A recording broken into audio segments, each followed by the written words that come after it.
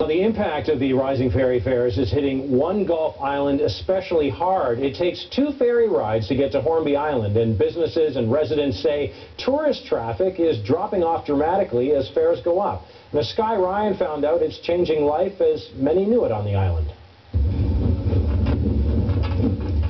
Before we even land on Hornby Island, we start hearing. And it'll just keep going up and keep going up. And about how spiking ferry fares are affecting the place we're headed. A lot of people can't afford to come over. It's just getting too expensive.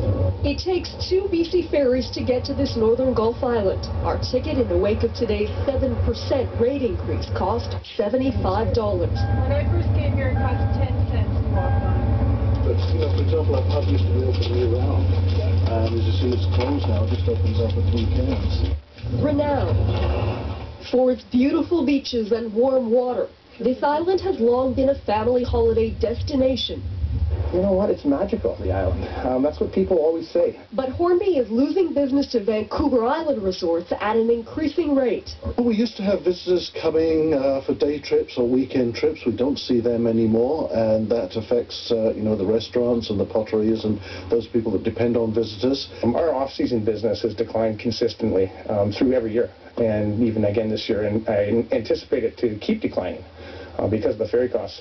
Stephen Bishop's family has owned Seabreeze Resort for 40 years, and he says it's gotten really tough lately. A lot of people on Hornby Island, we base our jobs and lives on tourism, and so it's affected, you know, a lot for all of us. Increases like this in our cost of living is really stressful. And the increase in cost of living is literally changing the face of the island. So we've got a huge gap, you know, in the 20 to 40 age group, which is the age group we expect to do the heavy lifting and the reproduction. Karen Winjoy and her young family have become a rarity on this island. There isn't a lot of younger people here. It's a very hard place to live if you aren't established and don't have a lot of money. But the young mom of 2, with a third just 2 weeks away, is bound and determined to keep her family here despite the financial pressures, cutting costs as much as she can. Everywhere we can. Yeah. We try to eat pretty simply. We try not to take extra trips.